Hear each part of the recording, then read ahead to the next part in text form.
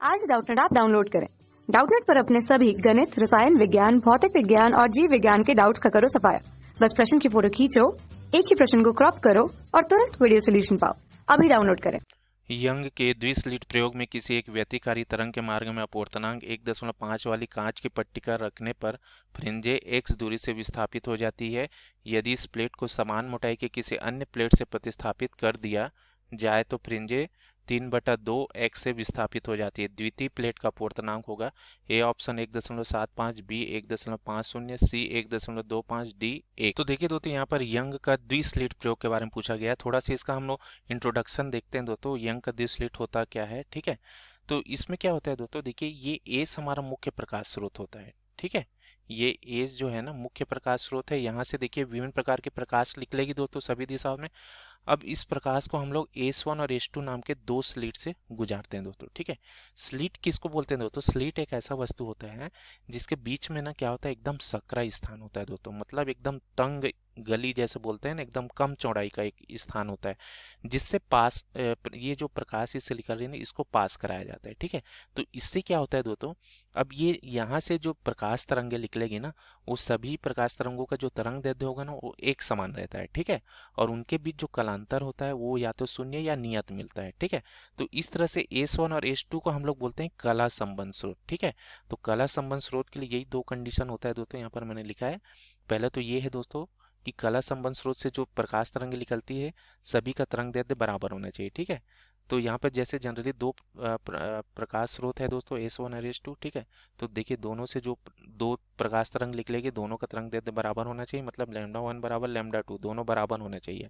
दूसरा इसमें जो फाई है, जो कलांतर है, कला का जो अंतर है दोस्तों, शून्य या नियत मिलना चाहिए। ठीक है, और इसमें क्या होता है दोस्तों, देखिए ये जैसे S1 से ये तरंग निकली और S2 से ये तरंग निकली, ये पर्दे के देखिए एक्स वाई हमारा पर्दा है दोस्तों, जो ना स्लिट जो है इससे कैपिटल डी दूरी पर स्थित है और दोनों स्लिट के बीच बीच की दूरी डी है दोस्तों। ठीक है, तो वो क्या है, पर्दे का केंद्र बिंदु दोस्तों। ठीक है, तो इस पर क्या होगा दोस्तों, ये जब दोनों तरंगे यहाँ पर समान तरंग दैर्ध्य की यहाँ पर मिलती है दोस्तों, तो हमारा एक परिणामी तरंग मिलता है दोस्तों, जिसकी तीव्रता एकदम उच्चतम होती है। ठीक है दोस्तों, मतलब एकदम चमकीला मिलता है, तो इसी को उच्चिष्ट बोला गया है दोस्तों। ठीक है, और ये केंद्र में स्थित है दोस्तों। ओ जो है ना, देखिए S1 और S2 से भी बराबर दूरी पर है और ये पर्दे के केंद्र पर स्थित है दोस्तों, तो इसको केंद्रीय उच्चिष्ट हम लोग बोलते हैं। तो इसी से ही अब ये जो O बिंदु है ना, यहीं से ही हम दूसरा जो भी उच्चिष्ट मिलेगा या निम्निष्ट मिलेगा उसकी दूरी ज्ञात करते हैं दोस्तों। ठीक है, निम्निष्ट क्या बोलेंगे दोस्तों, जो एकदम कम तीव्रता का जो हमको तरंग मिलेगा, ठीक है, उसको निम्निष्ट बोलते हैं। तो ये केंद्रीय जो उच्चिष्ट है यहीं से हम लोग ये दूरी ज्ञात करते हैं। ठीक है, किसी दूसरे उच्चिष्ट या निम्निष्ट की। ठीक है, तो इसको x से हम लोग दर्शाते हैं। ठीक है, और अगर इसको सही तरीके लिखे तो एक्स एन बोल देते हैं दोस्तों। ठीक है, एन यहाँ पर संख्या बता रही है 0 से लेकर अनंत तक। ठीक है, ठीक है, जैसे पहली फ्रिंज के लिए कितनी दूरी होगी, तो एन बराबर यहाँ पर x1 हो जाएगा। ठीक है, ये जो केंद्रीय उच्चिष्ट होती है दो, तो इसके लिए ना यहाँ पर n0 लिया जाता है। ठीक है, ये x0 को बताता है। तो इस तरीके से देखिए दोस्तों, पर्दे पर हमको ये बहुत सारा क्या होती है, व्यतिकरण प्रतिरूप प्राप्त होता है। ठीक है, तो ये जो व्यतिकरण प्रतिरूप है इसमें क्या है, कभी चमकीला, फिर कम चमकीला, फिर चमकीला, फिर कम चमकीला, ये भाग मिलता है, इसी को फ्रिंज बोला जाता है। और इसकी एक चौड़ाई होती है जिसको फ्रिंज चौड़ाई बोलते हैं। ठीक है, अब आते हैं दोस्तों प्रश्न में। ठीक है, प्रश्न में यही बोला है दोस्तों कि जो यंग का द्विस्लिट प्रयोग है किसी एक व्यतिकारी तरंग के मार्ग में, ये अब जो तरंग निकल रही है दोस्तों, इसके मार्ग में देखिए 1.5 वाली 5 अपवर्तनांक वाली कांच की पट्टिका रख देते हैं, तो फ्रिंज जो है x दूरी से विस्थापित हो जाती है। अब इस प्लेट को समान मोटाई के किसी अन्य प्लेट से प्रतिस्थापित कर जाते हैं तो फ्रिंज जो है 3/2 x से विस्थापित हो जाती है। तो द्वितीय प्लेट का अपवर्तनांक निकालना है। देखिए दोस्तों, इसमें बोल क्या रहा है, ये देखिए S1 और S2 से जो तरंग निकल रही है, तो इसके मार्ग में हम लोग प्लेट लगा देते हैं दोस्तों। ठीक है, ये प्लेट लगा देंगे। ठीक है, ये जो तरंग निकल रही इसके मार्ग में, तो फ्रिंज क्या हो जाती है दोस्तों, जो फ्रिंज पहले जो कहीं पर मिल रही थी, ठीक है, जैसे मान लो ये ओ बिंदु पर हमको केंद्रीय उच्चिष्ट मिल रहा था। ठीक है, तो ये अब विस्थापित हो जाएगा दोस्तों। ठीक है, तो पहला वाला बोला एक्स दूरी से विस्थापित हो जाएगा, और इसी में जब हम लोग दूसरा कोई वस्तु रख देते हैं, कांच के अलावा कोई और दूसरा अपवर्तनांक वाला वस्तु रख देते हैं, तो जो फ्रिंज है 3/2x से विस्थापित हो जाती है। तो हमको दूसरे कांच वाले का अपवर्तनांक निकालना है दोस्तों। तो देखिए इसके लिए सूत्र यहाँ पर हमको पता होना चाहिए दोस्तों। तो यहाँ से देखिए दोस्तों, जो फ्रिंज विस्थापन का हमारे पास सूत्र होता है μ-1 TB/λ। म्यू यहाँ पर क्या है दोस्तों, अपवर्तनांक के लिए प्रयोग हो रहा है, ठीक है। म्यू हमारा क्या बता रहा है, अपवर्तनांक है, ठीक है। और टी जो है मोटाई के लिए प्रयोग हो रहा है, ठीक है। जो भी व्यतिकरण जो तरंग उसके मार्ग में कोई वस्तु रखते हैं उसकी मोटाई है दोस्तों, ठीक है। बीटा हमारी क्या है, फ्रिंज की चौड़ाई, ठीक है।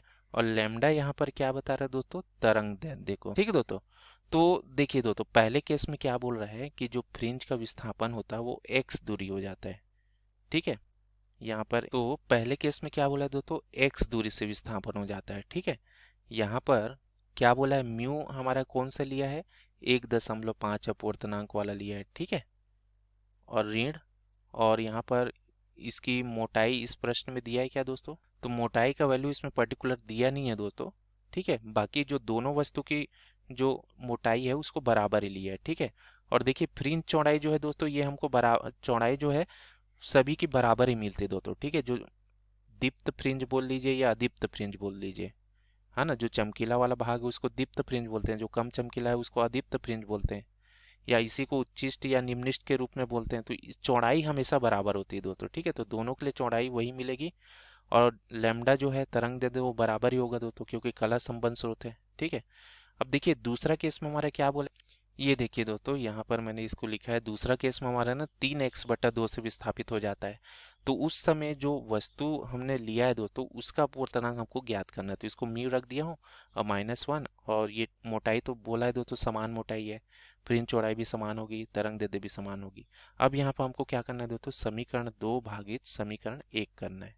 तो देखिए क्या हो जाएगा, 3x/2 और नीचे में ये x दिया है तो, ठीक है। अब इसमें क्या मिल जाएगा, देखिए μ-1 T/λ। अब इसमें हमको बटा करना है ये समीकरण, ठीक है।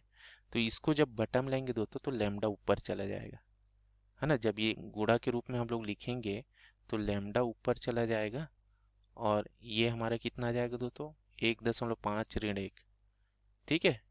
1.5 ऋण 1, और ये टी बीटा। तो देखिए ये तो बराबर है दोस्तों, टी बीटा लैम्डा भी बराबर है, तो ये कट जाएंगे यहाँ से, ठीक है। तो क्या मिलेगा दोस्तों, 3/2 μ-1, ठीक है। और नीचे में हमारा क्या हो जाएगा, 0.5, ठीक है।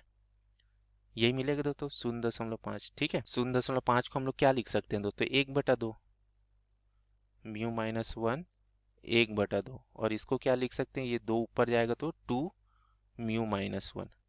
अब हमको देखिए दोस्तों, ये 3/2 और ये 2 कोष्ठक में μ-1, तो हमको म्यू निकालना है दोस्तों, ठीक है। तो 2 को इधर ही ले जाइए, तो 3 ये 2 दूनी 4 हो जाएगा, और μ-1, ठीक है। 1 को फिर इधर ले जाइए तो ये धन हो जाएगा, ठीक है।